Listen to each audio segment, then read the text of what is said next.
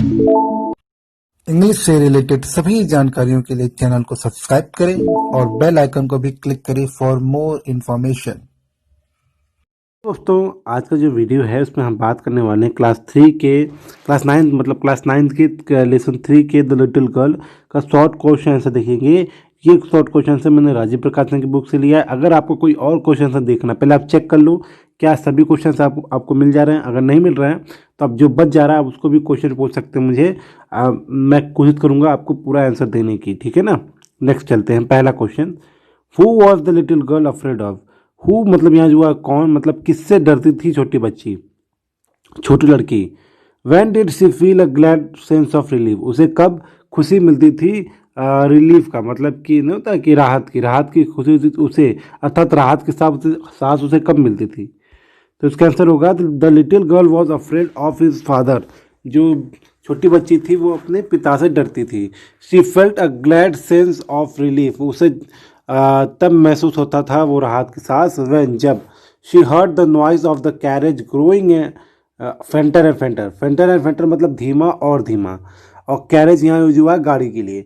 यानी जब वो पापा के वो जो आवाज़ होती, मतलब पापा की जो गाड़ी थी उसकी आवाज़, जो नॉइस, यहाँ नॉइस मतलब वहाँ ध्वनि, जो ध्वनि वो जैसे धीमी होती जाती थी वैसे उसको खुशी मिलती थी। डाउन द लॉन्ग रोड, है ना, जो लंबे रोड पे वो जा रही थी गाड़ी, तो उससे जो वो आवाज़ धीमी होती जा रही थी, गाड़ी जितनी दूर दूर जा रही थी वैसे ही उसे खुशी मिलती थी। देखो वो सिंपल है।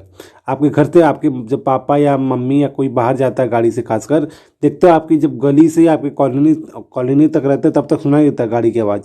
जैसे थोड़ी दूर होते हैं तो आवाज़ धीमी होती जाती है। ठीक वैसे ही यहाँ पे है कि बच्ची जो है वो खुश तब होती है जब उसके पापा की गाड़ी धीरे धीरे दूर जाकर आवाज़ धीमी होती जाती है गाड़ी की, अर्थात पापा चले जाते हैं तब।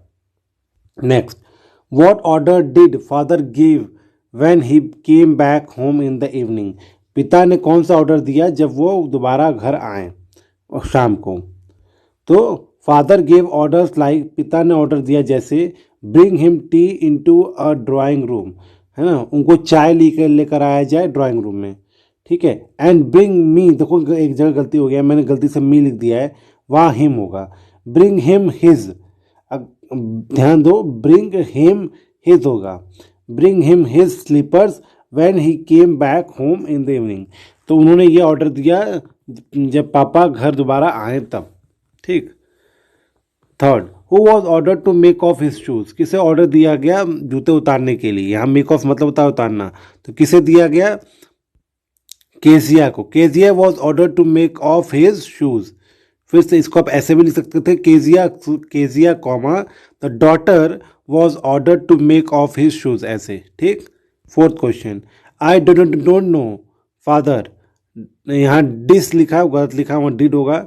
डिड शी ऑलवेज शटर, तो मतलब क्वेश्चन है क्या वो हमेशा बड़बड़ाती है। शटर मतलब तो बड़बड़ाना या हकलाना। तो इसका आंसर क्या होगा, no she did not always stutter, वो हमेशा स्टटर नहीं करती, वो हमेशा हकलाती नहीं है। She stuttered when she had to face her father, वो तभी हकलाती है जब वो उसे अपने पिता का सामना करना पड़ता है। यहाँ फेस मतलब सामना करने से है, ठीक है ना। जब उसे अपने पिता का सामना करना होता है तभी वो हकलाती है। यहाँ हैड टू मतलब होता है करना पड़ता था। Fifth question, which sentence in the story show father was so big, कौन सी स्टोरी बताता है कि पिता बहुत बड़े थे। In the story the sentence which shows father was so big was, वो जो स्टोरी जो बताई गई है इसमें वो ये है, his hand, his neck, specially his mouth when he yarn.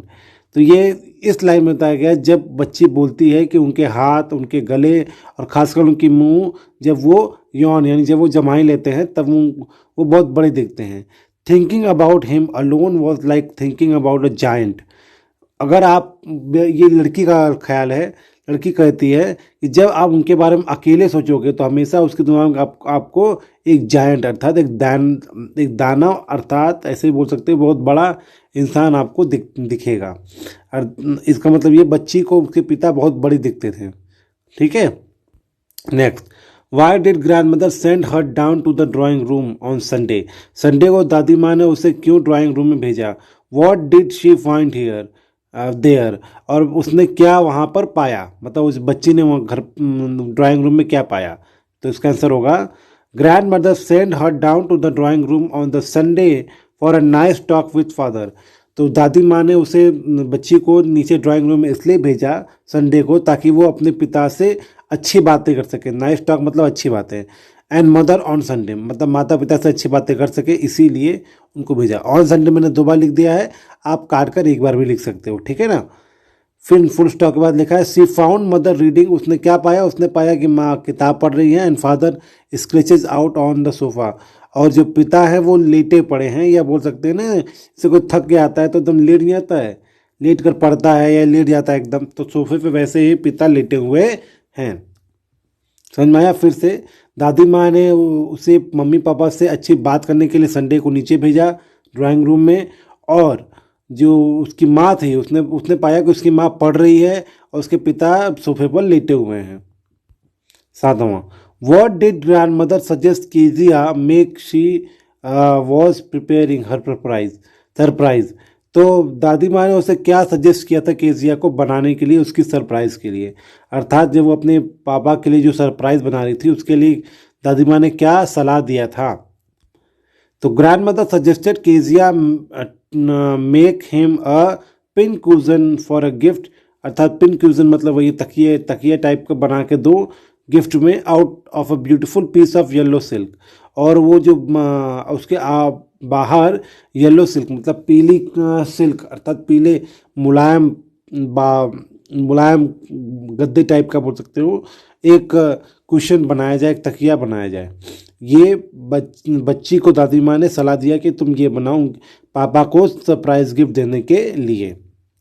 Next, what mistake did Kezia make when she was preparing her surprise. कौन सी गलती केजिया से हुई थी जब वो अपनी सरप्राइज बना रही था, अर्थात अपना गिफ्ट बना रही थी अपने पापा के लिए, तो उसने क्या गलती उससे हो गई। तो जगह Kezia tore many sheets of fine paper. Kezia ने कई सारे पन्ने फाड़ दिए हैं ऑफ हर फादर अपने पिता के। दैट वॉज द मिस्टेक, और वो गलती थी क्योंकि उसे पता नहीं था कि इम्पोर्टेंट है, तो वो गलती से उसने फाड़ दिया था। She made when she was preparing her surprise. और उसने ये गलती तब की जब वो अपने सरप्राइज के लिए प्रिपेयर हो रही थी, ठीक है ना। तो उसे कुछ पन्ने चाहिए थे तो उसको पन्ने वो मिल गए, जबकि वो इम्पोर्टेंट पन्ने थे, उसे पता ही नहीं था और उसका उसने यूज़ करके उसे फाड़ दिया, या वैसे ही फाड़ दिया। 9th, how did father punish Kezia. Kezia को पापा ने कैसे पनिश किया, कैसे दंड दिया। तो इसका आंसर होगा father punish Kezia by the ruler on her pink palm.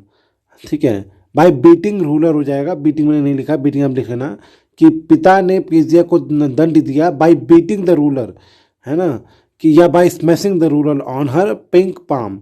जो उसका जो गुलाबी रंग का उसका जो हाथ था, हथेली था, उस पर रूलर अर्थात जो स्टिक होता है बोल सकते हैं, उससे उनको मार कर पनिशमेंट दिया फादर ने, पिता ने। ठीक, इसमें आप बाय बीटिंग लिख सकते हो। ठीक। 10th, grand mother hope she will forget all about the punishment. दादी माँ को लगा कि जो जितना भी पनिशमेंट उसे मिला वो सब वो भूल जाएगी। कौन? बच्ची जो है वो पापा के द्वारा जो पनिशमेंट मिला उसे वो भूल जाएगी।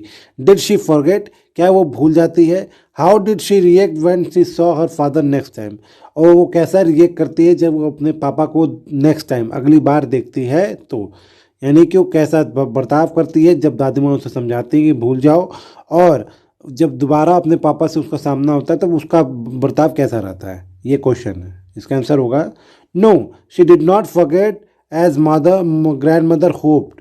नहीं, वो नहीं भूली जैसा कि दादी माँ सोच रही थी। दादी माँ सोच रही थी कि वो भूल जाएगी, लेकिन ऐसा नहीं हुआ, वो नहीं भूली।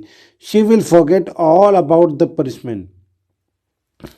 उसे जो दादी माँ को लग रहा था कि वो सब कुछ पनिशमेंट भूल जाएगी, ऐसा कुछ नहीं था, वो कोई भी पनिशमेंट नहीं भूली थी। When she saw her father next time, जब उसने अपने पापा को दोबारा देखा नेक्स्ट टाइम अगली बार, she quickly put both hand behind, उसने तुरंत अपने दोनों हाथ पीछे कर लिए डर के मारे। ठीक है, her back, and red colour flu into her cheeks, और जो उसके गाल थे उस पर लाल रंग फैल गया। अर्थात तो जैसे किसी को जब डर होता है ना या गुस्सा होता है तब उसके गाल लाल होता है, तो ये डर के मारे उसका जो गाल लाल हो गया, ये आंसर होगा। ठीक, क्लियर हो गया, समझ में आ गया 10वां। अब चलते हैं 11th, how many children had Mister McDonald got. कितने बच्चे मैकडोनल्ड के पास थे। मिस्टर मैकडोनल्ड के पास। What were they doing when the girl peeped through through through होगा, वहाँ थ्रू लिखा है, वहाँ थ्रू होगा, through a gap in the fence. ध्यान देना, फेंस मतलब दीवार, और पीप मतलब होता है नॉर्मली झाँकना।